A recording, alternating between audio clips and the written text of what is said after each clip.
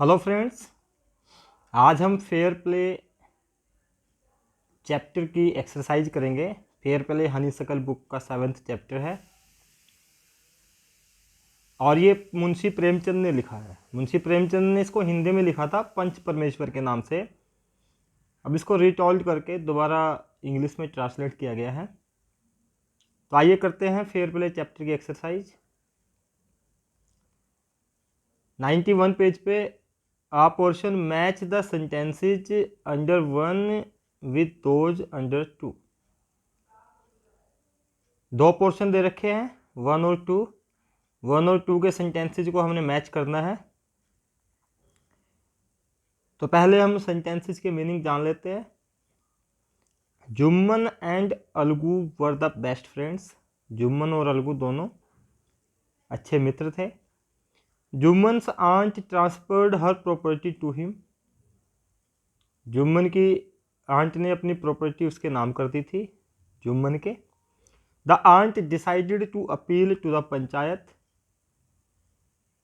जो जुम्मन की आंट थी उसने डिसाइड किया कि वह पंचायत में अपील करेगी। Algu was unwilling to support the aunt.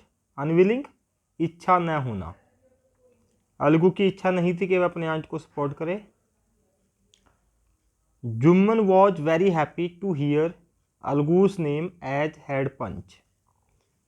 Jumman ने जब अलगू का नाम हेड पंच के तौर पर सुना तो वह बहुत खुश हो गया था। ये पांचों सेंटेंसेज जो पार्ट 2 में सेंटेंसेज दिए हुए हैं उनके साथ इनको मैच करना है। भाई ये पार्ट 2 के सेंटेंसेज देख लेते हैं। ही believed that his friend would never go against him. उसको विश्वास था कि उसका फ्रेंड उसके अगेंस्ट नहीं जाएगा। शी वॉन्टेड जस्टिस, उसे न्याय चाहिए था। उसे किसे? आंट को।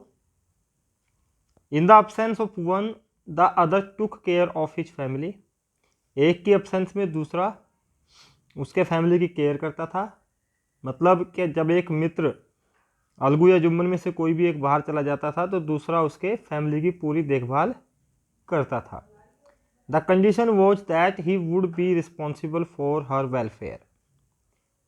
कंडीशन क्या थी, शर्त क्या थी कि वह कौन? जुम्मन उसके वेलफेयर के लिए रिस्पॉन्सिबल होगा, उसको खाना देगा, उसको कपड़ा देगा। किसको?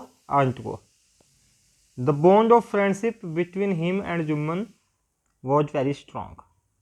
जुम्मन और उसके बीच में जो बॉन्ड था, जो एक संबंध था फ्रेंडशिप का, वह बहुत स्ट्रांग था। तो इस प्रकार से हमने ए के साथ बी के सेंटेंसेस को मैच करना है। तो देखिए, Jumman and Alagu were the best friends. दोनों बेस्ट फ्रेंड थे। तो जब आप चैप्टर पढ़ते हैं तो उसमें पता चलता है कि Jumman and Alagu were the best friend in the absence of one the other took care of his family. एक की अब्सेंस में दूसरा उसके परिवार की केयर करता था। मतलब वन के साथ मैच होएगा थर्ड सेंटेंस। यहाँ पे भी हम लिख देते हैं वन के साथ कौन सा सेंटेंस मैच हो रहा है? Third sentence. Jumman's aunt transferred her property to him. Jumman की आंट ने अपनी प्रॉपर्टी क्यों ट्रांसफर की थी? अभी हमने पढ़ा था कि एक कंडीशन पे की थी, और कंडीशन क्या थी? The condition was that he would be responsible for her welfare, कि जुम्मन उसके वेलफेयर के लिए, उसके सभी कामों के लिए रिस्पॉन्सिबल होगा। तो दूसरे के साथ हम मैच कर सकते हैं फोर्थ सेंटेंस को। इसके बाद the aunt decided to appeal to the panchayat. Aunt panchayat में क्यों जाना चाहती थी? क्यों उसने डिसाइड किया कि वह पंचायत में जाएगी? क्योंकि उसे जस्टिस चाहिए था। क्या चाहिए था? जस्टिस चाहिए था। तो थर्ड को हम मैच कर सकते हैं सेकंड सेंटेंस के साथ। तो थर्ड के साथ आ जाएगा second sentence. The aunt decided to appeal the panchayat, she wanted justice. अब हमारे पास रह गए हैं 2 sentence. Algu was unwilling to support the aunt. Algu aunt को सपोर्ट करने में अनविलिंग क्यों था?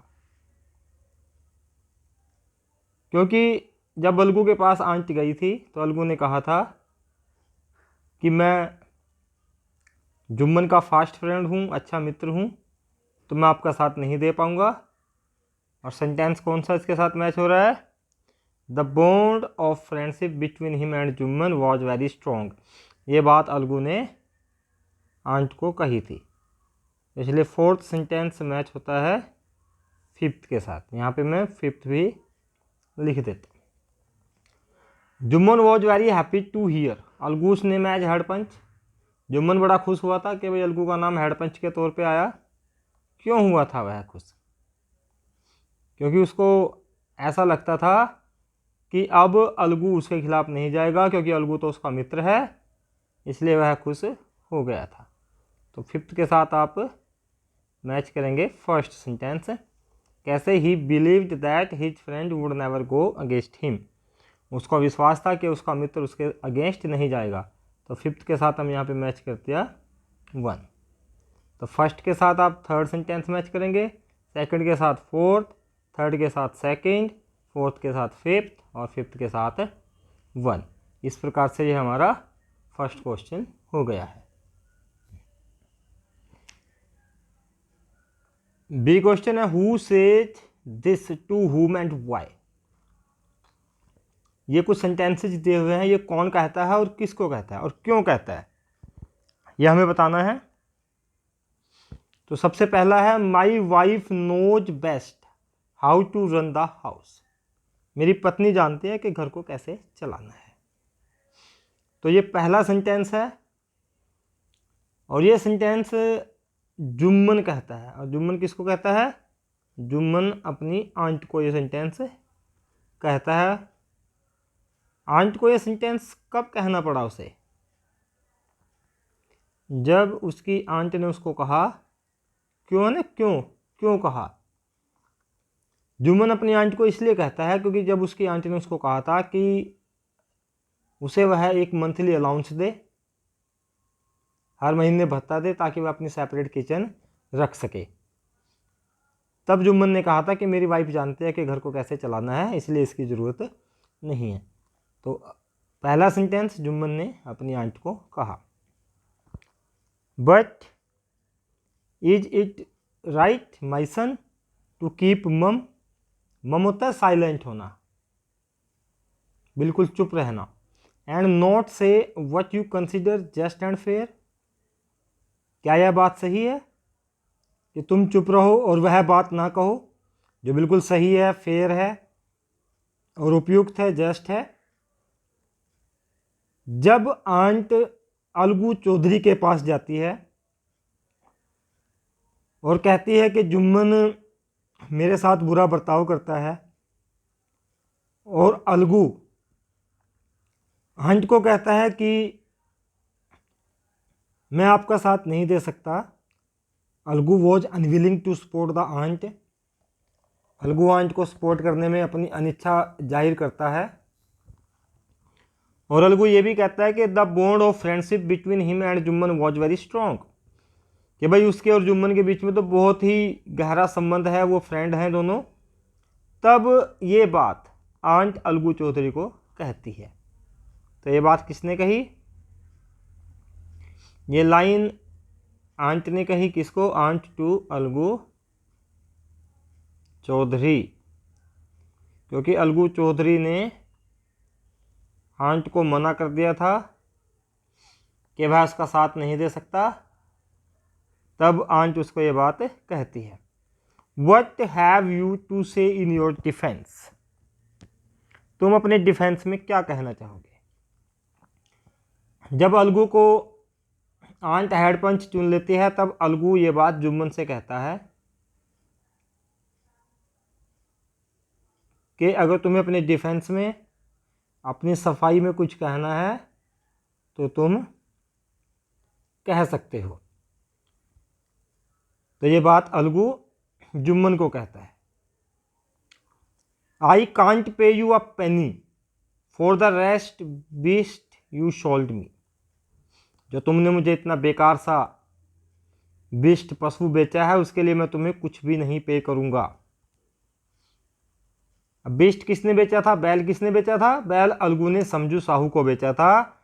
और जब अलगू समझू साहू से अपने पैसे मांगता है तब ये बात समझू साहू अलगू को कहता है। कौन कहता है? समझू टू अलगू। कौन किसको कहता है? समझू ये बात अलगू चौधरी को कहता है। Victory to the panchayat, this is justice.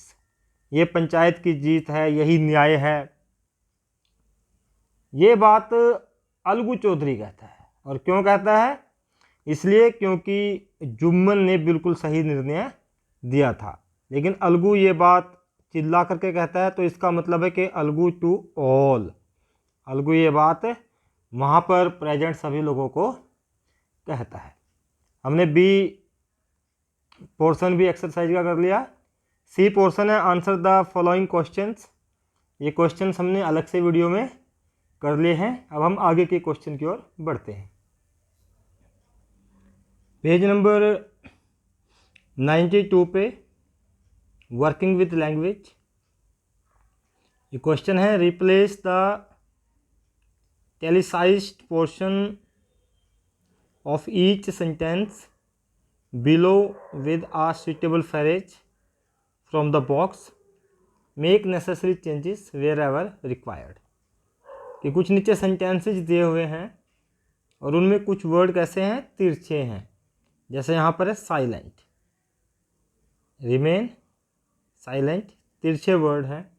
तो इनकी जगह हम इसमें से कुछ फ्रेज जो भी सूटेबल है वो यहाँ पर लिख सकते हैं। यानी कि इस वर्ड की जगह इनमें से कोई वर्ड, फ्रेजिस ये लिखने हैं। ग्रुप ऑफ वर्ड्स फ्रेजिस का हम कर चुके हैं। फ्रेजिस जो बेसिक्स ऑफ इंग्लिश हैं उस वीडियो में हम ये चीज़ कर चुके हैं कि फ्रेज क्या होता है। तो हमने जो तिरछे वर्ड्स लिखे हुए हैं उनकी जगह इनमें से कोई वर्ड लिखना है। जैसे दूसरे में है अनफॉर्चुनेटली। तो करते हैं, चलिए। The best way to avoid an unnecessary argument is to remain silent. To remain silent का मतलब होता है चुप रहना।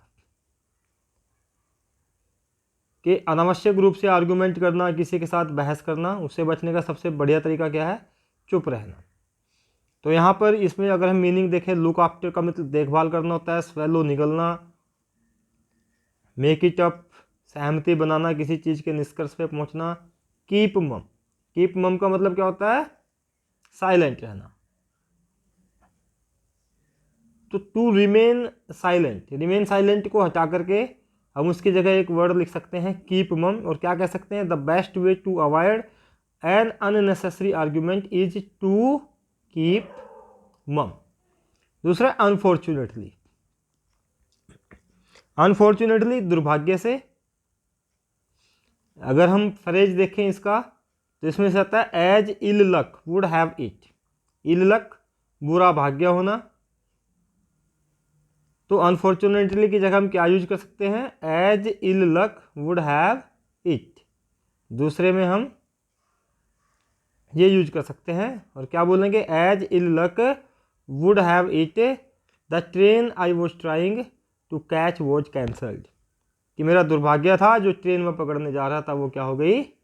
कैंसल हो गई। अब आइए चलते हैं थर्ड सेंटेंस की तरफ। हमने पहले और दूसरे सेंटेंस में प्रयोग कर लिया है keep mum and as ill luck would have it. Third sentence देखिए, he has been told me not to take risk. To take risk इसमें क्या है? तिरछे वर्ड है और इन्हीं की जगह हमें एक वर्ड यूज करना है। टू टेक रिस्क का मतलब है चांस लेना, खतरा मोल लेना, टेक चांसेज। तो थर्ड में क्या आ जाएगा? Take chances. हम क्या यूज कर सकते हैं? He has been told me not to take chances while driving a car through a crowded street. भाई एक भीड़ वाली गली में से कार को चलाते हुए उसने मुझे क्या बताया कि तुम्हें चांस नहीं लेना चाहिए, तुम्हें रिस्क नहीं लेना चाहिए। To take risk, to take chances means खतरा मोल लेना, कि तुम्हें खतरा मोल नहीं लेना चाहिए। तो थर्ड में आ जाएगा take chances. The patient needs to be properly taken care of. Care of, taken care of का मतलब होता है देखभाल करना, और हमारे यहाँ लुक आफ्टर का मीनिंग भी क्या है, देखभाल करना। तो the patient needs to be properly, अब यहाँ पे थर्ड फॉर्म का यूज है तो हम यहाँ पे यूज कर सकते हैं थर्ड फॉर्म का लुक्ड आफ्टर। तो फोर्थ सेंटेंस में क्या आ जाएगा, looked after. The patient needs to be properly looked after. Why don't the two of you end your quarrel, end your quarrel, झगड़े को ख़त्म करना। बाय शेकिंग हैंड्स, भाई तुम दोनों अपने झगड़े को हाथ मिलाकर ख़त्म क्यों नहीं करते हो। ख़त्म करना, मेक इट अप, ख़त्म करना। जैसे कुछ लोगों ने आंट को भी सजेस्ट करा था कि भाई आप अपने भतीजे जुम्मन और उसकी पत्नी से ही बात कीजिए और अपने झगड़े को ख़त्म कीजिए। तो एंड योर क्वार्रल की जगह हम क्या यूज कर सकते हैं, make it up. Why don't the two of you make it up by shaking hands. तो एंड योर क्वार्रल की जगह आ जाएगा मेक इट अप। तो फिफ्थ सेंटेंस में आ गया make it up. Sixth sentence देखिए, I was in a difficult situation, मैं बड़ी डिफ़िकल्ट सिचुएशन में था। Till my friends came to my rescue, rescue बचाना, कि जब तक मेरे मित्र मुझे बचाने आए तब तक मैं बड़ी डिफ़िकल्ट सिचुएशन में था। तो डिफ़िकल्ट सिचुएशन मतलब टाइट स्पॉट। सिक्स्थ सेंटेंस में आप यूज कर सकते हैं टाइट स्पॉट, किसके लिए, आज डिफ़िकल्ट सिचुएशन के लिए। I was in a tight spot till my friends came to my rescue. यहाँ पर तिरछे वर्ड कौन से हैं, आर डिफ़िकल्ट सिचुएशन, इसकी जगह आप यूज करेंगे आर टाइट स्पॉट। चलते हैं सेवंथ सेंटेंस की ओर।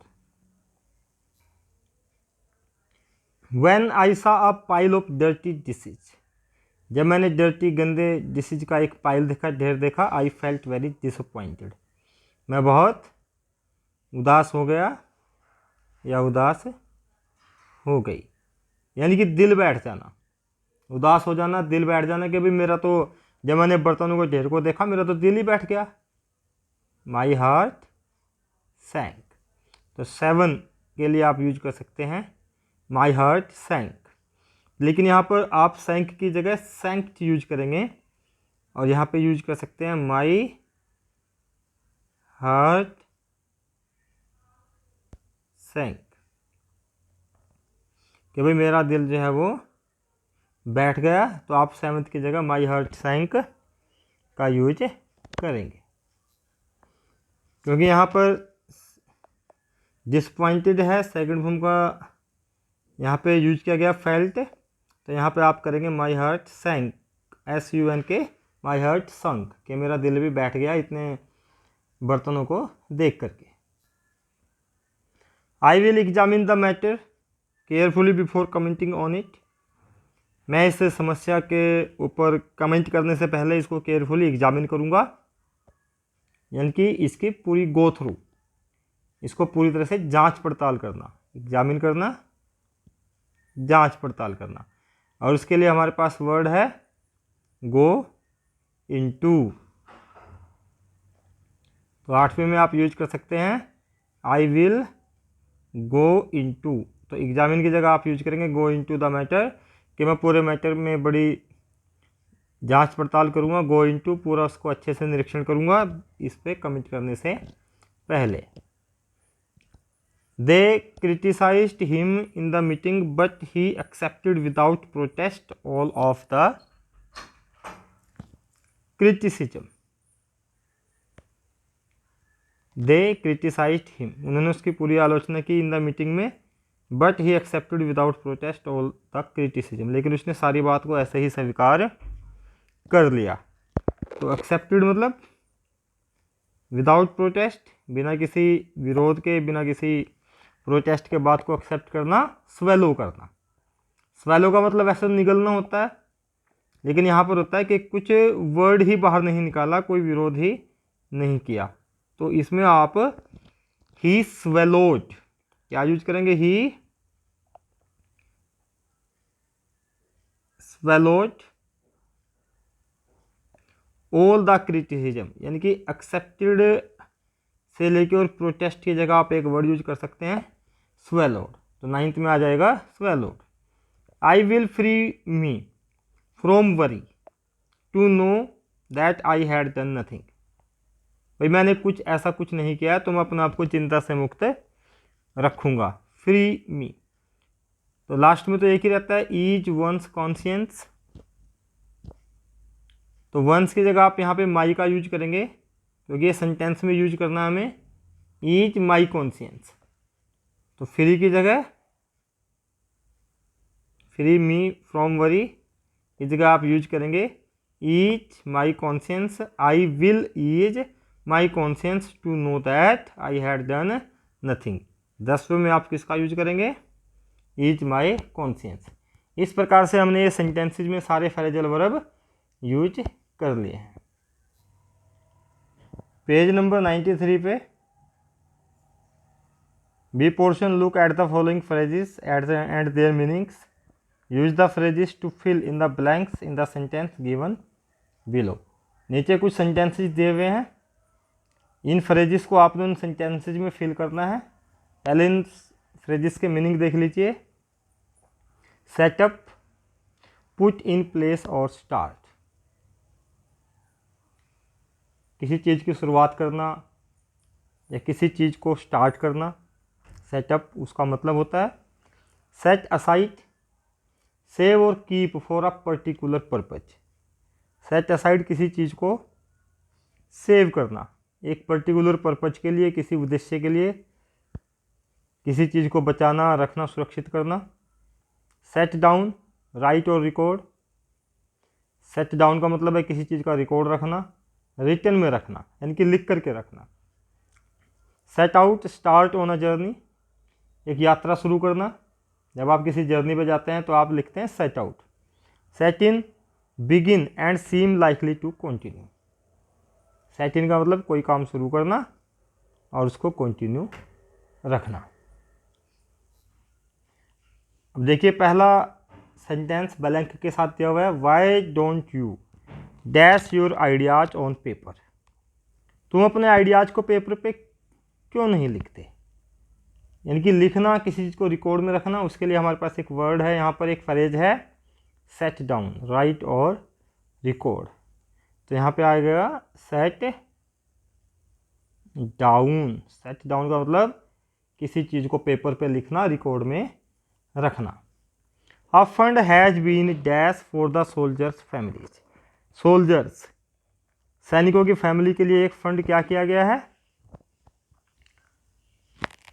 रखा गया है, उसको बचाया गया है।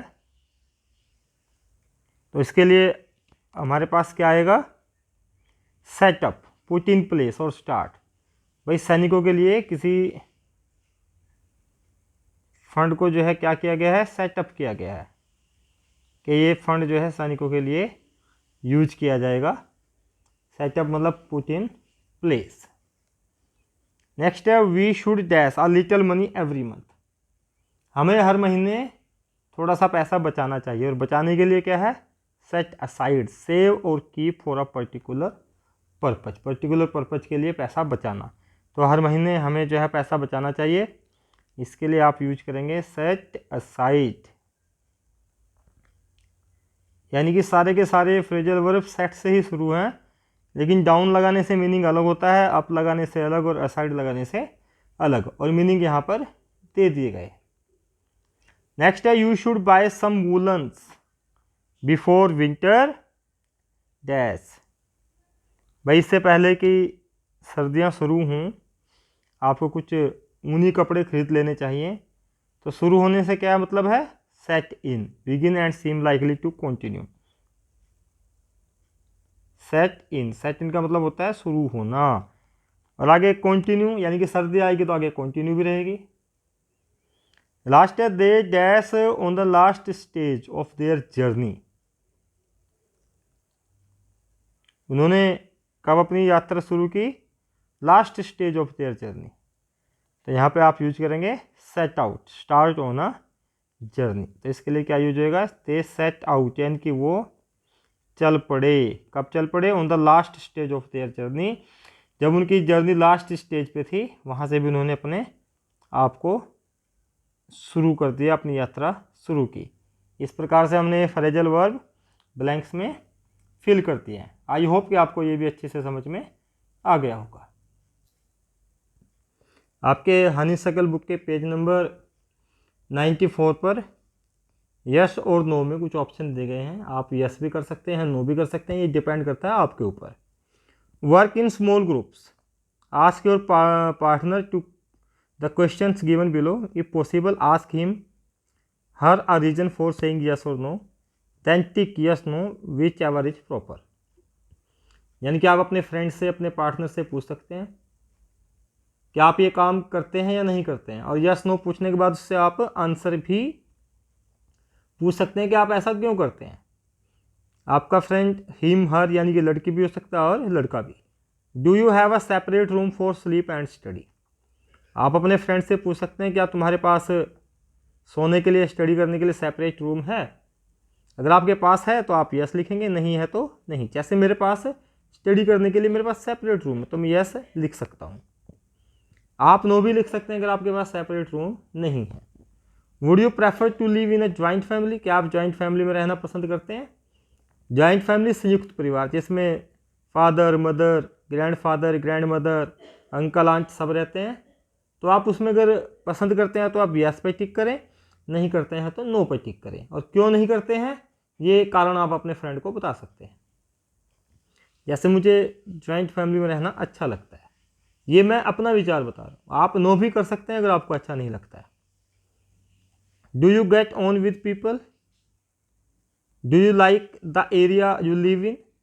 बहुत सारे क्वेश्चन ऐसे पूछे गए हैं, क्या तुम उस एरिया में रहना पसंद करते हो, जहाँ पे तुम्हें वो एरिया पसंद है जहाँ पे तुम रहते हो। तो यस नो आप कुछ भी कर सकते हैं। पहले दो मैंने आपको करके दिखा दिए।